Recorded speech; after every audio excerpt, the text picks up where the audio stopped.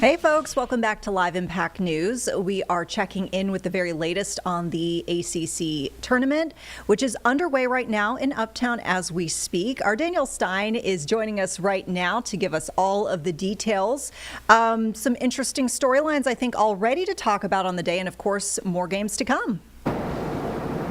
Yeah, today's just the second round of the ACC tournament here at the Spectrum Center, with a lot more still to come for teams like NC State. Today was their first time getting on the court, and this is really where they're trying to keep these March dreams alive. They do know at this point in the season that they're kind of on the bubble when it comes to that NCAA tournament. So ensuring their spot in would be to, of course, win out in this ACC tournament, going all the way to Saturday night in the championship game. It started today, though. They faced against Pitt in this one. It was a game that actually the Panthers were leading early in that first half. Then going into the half, it would be just a 1-point game. In the end, NC State seemingly took control. It was a 10-point win for them. This actually snaps a 4-game losing streak for them. They hadn't won since they actually upset the Tar Heels just a couple of games ago. So they will be moving on to the next round tomorrow. They will be facing Virginia, who is the number 2 seed in this field, in a team they lost to by just about 30 points a couple of weeks ago.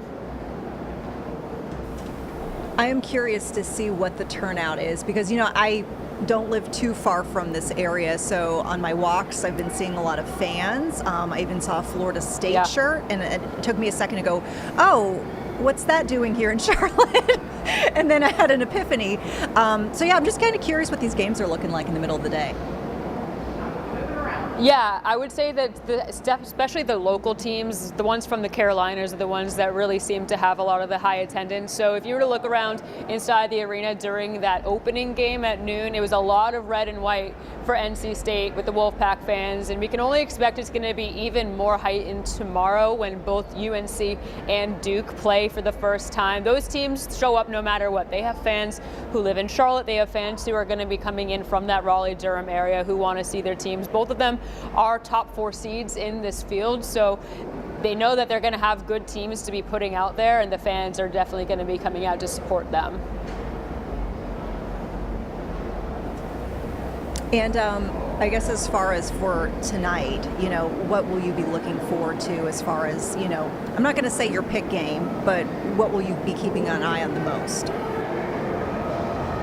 So this NC State game, we're going to see how they do next against Virginia. Like I said, they'll be playing tomorrow. Later tonight, Clemson does take the court. They don't play till 9 o'clock. That's another one that could be going through the track and playing against Duke in the end. Duke is a team, of course, we're going to be looking at pretty closely. They are going through quite a few injuries right now.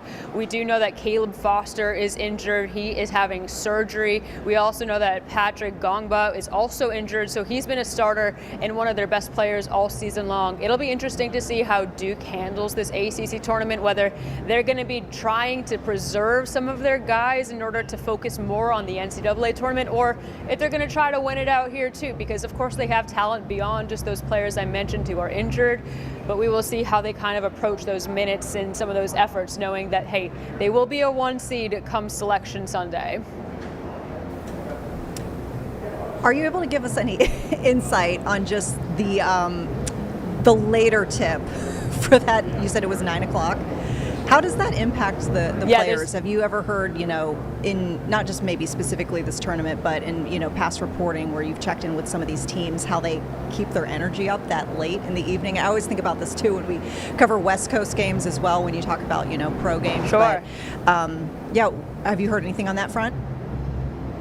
Yeah, during tournament time, it's always really interesting because you're playing in these back-to-back games, and getting routines is pretty important. So it's when you have this late game, and then if you were to have an earlier game the following day, of course, that kind of throws off your rhythm. So they try to simulate what a normal game day experience would be like, but also paying mind to some of the other games that are still happening, because at the end of the day, it is a tournament. So you want to know, hey, this team that was playing right now, we could be facing them in a later round. So there's definitely a little bit more attention that's being paid to what's happening around them. But yeah, a lot of rest. most of these teams, of course, are East Coast. There's a couple teams, because the ACC, as you know, did expand pretty recently, coming in from the West Coast. I'm sure that kind of messes with some timings of the teams and their kind of routines as well too. But it's a lot of waiting around, and these teams are kind of getting used to that right now. Girl, you got the answers. I love it. Trying. Oh, this is great. This is great. Anything you want to leave us with here as we wrap things up, and of course look ahead to seeing you later in our later shows tonight?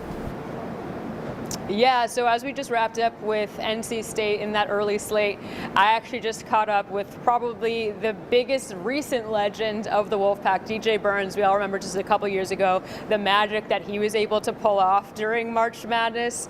He's really a legend, and he was here in the house today, which was really fun. He and his mom were here, so I caught up with him about just what it kind of takes to be that player, to put your stamp on March Madness as his Wolfpack are trying to make it into the tournament. So we have that interview to look forward to coming up a little bit later on. And of course, we're going to be talking about both UNC and Duke a little bit more in depth coming up at 6 as well. That's awesome. I saw on Twitter your I don't want to say your voyeur shot, but you were looking down. I saw it was like kind of like a picture photo opportunity with it looked like the cheer squad and DJ Burns. So good to hear that you got that. Yeah, he had lines of autographs around, and lots of fans, but we made sure to make our way over, and DJ was gracious with his time to give us a couple moments in chat as well too. Fabulous. Well, we'll see you later tonight here on WCNC Plus. Danielle, thank you.